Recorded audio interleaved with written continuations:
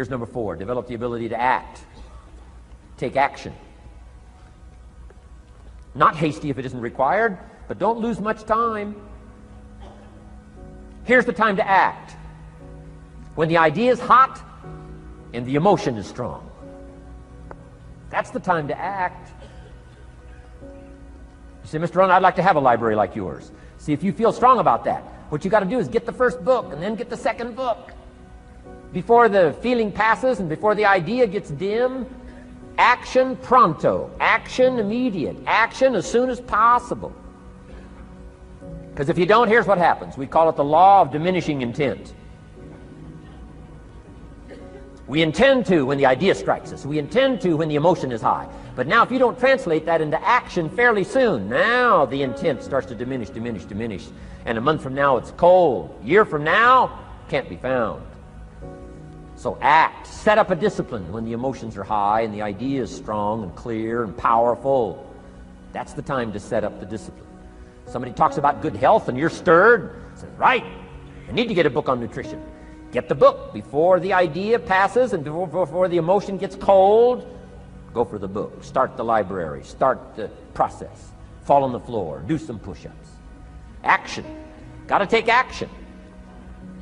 Otherwise, the wisdom is wasted. Otherwise, the emotion soon passes.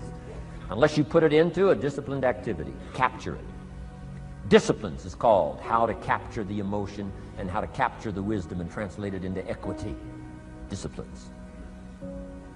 Now, here's what's important about disciplines. All disciplines affect each other. In fact, here's a good philosophical phrase. Everything affects everything else. Nothing stands alone. Don't be naive in saying, well, this doesn't matter. I'm telling you, everything matters. There are some things that matter more than others, but there isn't anything that doesn't matter. Okay. We all pity the man who says, well, this is the only place I let down.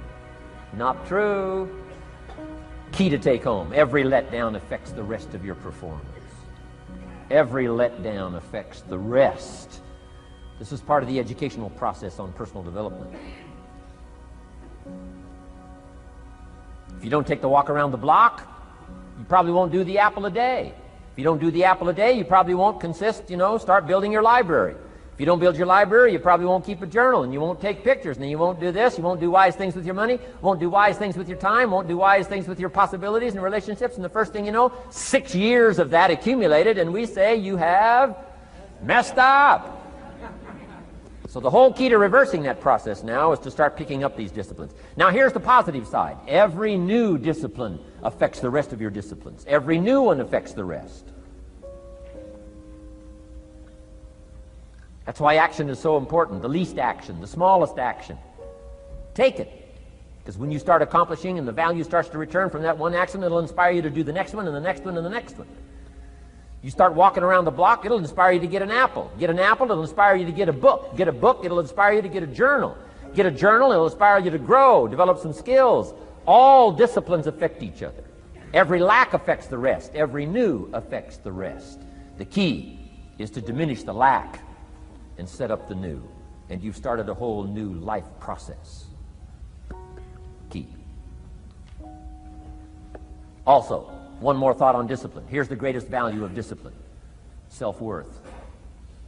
Self-esteem. People are teaching self-esteem these days, but they don't connect it to disciplines.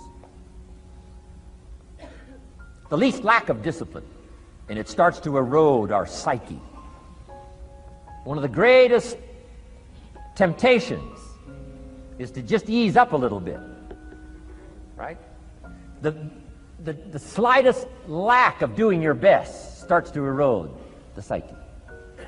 Instead of doing your best, doing just a little less than your best. Sure enough, you say, well, it's just going to affect my sales. No, it's going to affect your consciousness.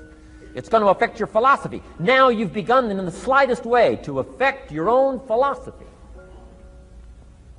Here's the problem with the least neglect. Neglect starts as an infection. And if you don't take care of it, it becomes a disease. And one neglect leads to another. And the worst of all, when neglect starts, it diminishes our self-worth, our self-confidence, our self-value. You say, well, how can I get back my self-respect? I'm telling you, you don't have to go to 29 classes. All you have to do is start the smallest discipline that now corresponds to your own philosophy, like I should, and I could, and I will. No longer will I let neglect stack up on me so that I will have the sorry scenario 6 years from now, giving some excuse instead of celebrating my progress. That's the key to discipline. Okay?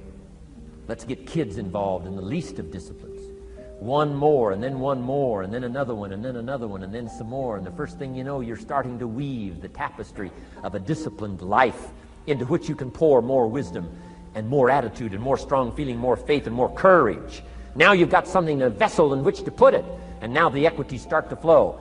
And the early return, I'm telling you, if you'll start this process, the early return will have you so excited, you'll commit yourself to this strategy for the rest of your life.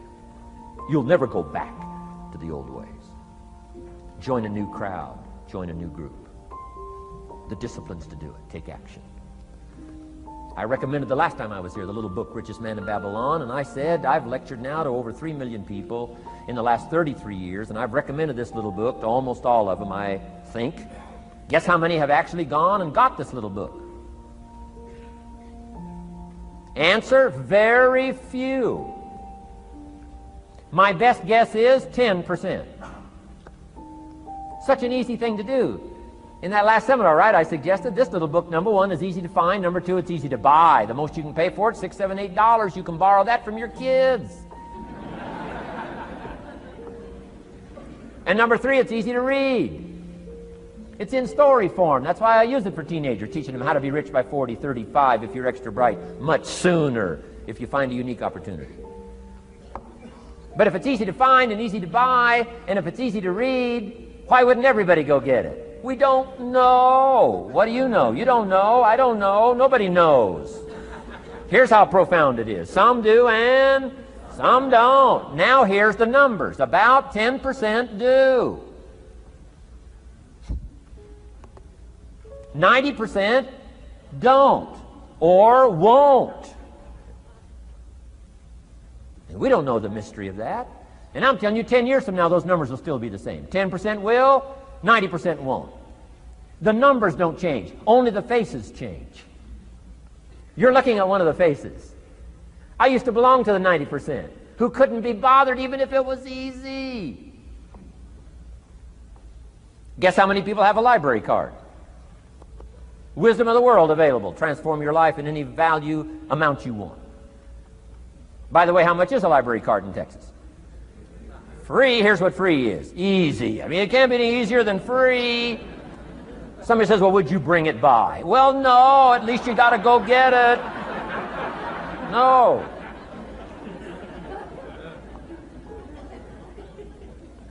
Wisdom of the world available. Transform your life spiritually, socially, personally, economically, and every other way. Teach you how to be rich and powerful and sophisticated and healthy, influential. How many people have a library card? Answer, 3%.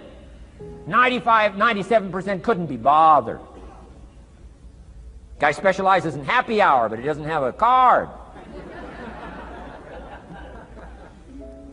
And now readily and quickly blames the government and blames his company and blames policy and blames the pay scale. When if he only knew, if he joined the 3%, here's my advice to you today. Walk away from the 97%. Don't talk like they talk. Don't act like they act. Don't go where they go. Don't specialize in what they specialize in. Throw away the blame list they cling to. Start you a new life. You say, well, is it as simple as getting a library card and join the 3%? And the answer is, of course. Of course. That's how easy this stuff is. This is so easy. It's so simple. It's not complex. You don't need a 2,000-year-old guru. You don't need multi-track affirmations. I'm telling you, don't. Affirmation without discipline is the beginning of delusion. Key. Don't let somebody sweep you into some contrary way to nature itself says, unless you labor. The miracle of the seed and the soil and the seasons and God and all the other stuff that's available, sunshine and rain, that's not available to you by affirmation. It is only available to you by labor. So labor well. Okay. Learn well. Discipline yourself well, and you can have all the treasures you want. This stuff's easy and simple. It's not ocean waves and seagulls. You don't have to move to Sedona, where all the force fields come together in Arizona.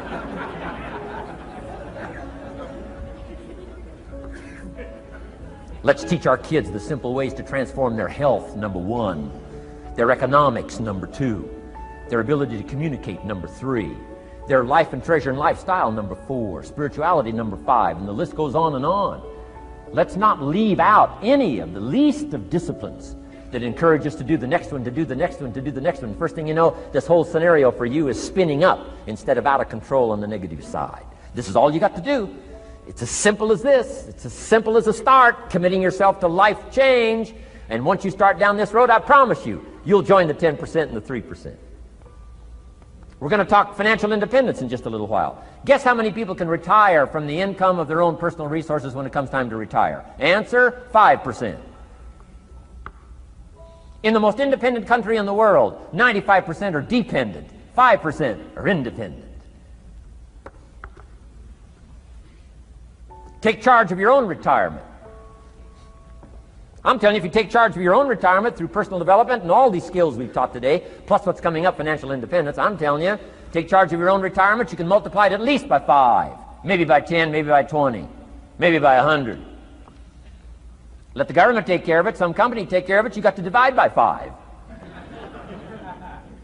Take charge of your own life, take charge of your own day, take charge of your own conversation, take charge of your own family, take charge of your own possibilities. And learn these skills, develop this kind of strategy, and I'm telling you, life will open up for you. Join the 3%. Join the 10%. Join the 5%. Walk away from the 95%. In our Leadership Weekend we teach, find out what poor people read and don't read it.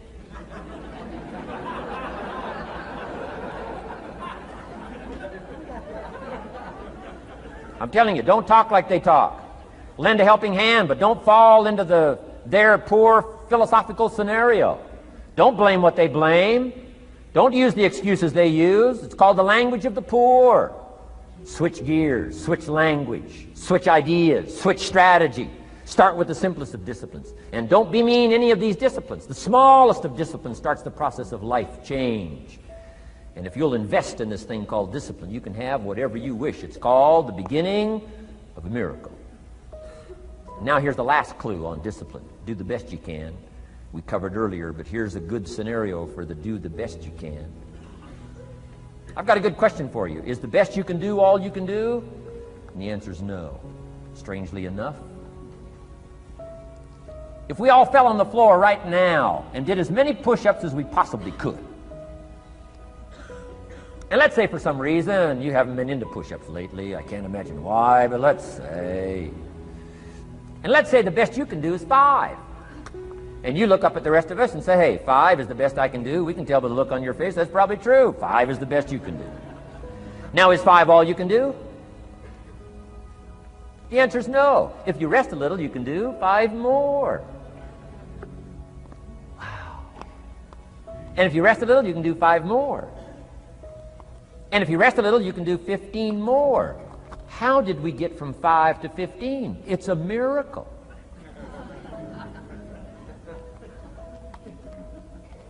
And if you rest a little, you can do 15. Rest a little, you can do 15. Rest a little, you can do 20. How did you get from 5 to 20? It's a miracle. Did you know you can keep doing that? Do a little more, rest a little, do a little more, rest a little, and finally get up to 50 push-ups? Is it possible to get up to 50 push-ups? Of course. How do you go from 5 to 50? It's a miracle.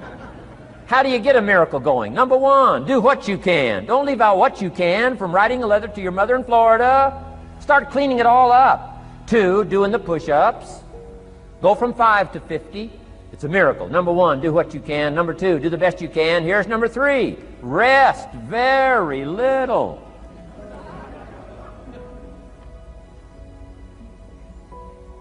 Don't rest too long. Why? The weeds take the garden. Kids have got that figured out. You can't rest too long. Here's the clue. Make rest a necessity, not an objective. The objective of life is not to rest. The objective of life is to act. Think of more disciplines. Think of more ways and means in which to use your own wisdom and your own philosophy, and use your own attitude, your own faith, your own courage, your own commitment, your own desires, your own excitement. Invest it, invest it, invest it, invest it in discipline so that it's not wasted. The smallest of discipline. Thereby transform your life. Join the 5%, join the 10%, join the 3%. Guess when I went and got this little book, Richest Man in Babylon? The same day I heard about it. I went and got it. Somebody says, well, Mr. Rohn, does that make you different than most other people? And the answer is yes. Somebody says, well, why is that? We don't know. We don't know. What do you know? You don't know. I don't know. None of us knows. Some do and some don't. The numbers don't change. Only the faces change. From those who get in on a seminar like this, listen to a dynamic sermon, read a book, listen to some cassettes, take seriously the next conversation of a friend who wants to level with you, and do something about it. And you can walk away from the 97% and not live there anymore. Because if you don't, the next 6 years of your life will be like the last 6. Mr. Shove said to me, Mr. Rohn, 6 years now you've been working. I'm telling you, the next 6 years of your life is going to be like the last 6, unless you take advantage and start making these personal changes. I made the changes, totally revolutionized my life. So take a look at the next 5 years of your life. It's going to be like the last 5, unless you change. And if you will change, everything will change. Join the 5%. 10 years from now, the numbers are going to be the same. But I'm telling you, some faces in this audience can change and start showing up in the 3% crowd, and the 5% crowd, and the 10% crowd, and thereby dynamically affect your life and your future. Develop these strengths.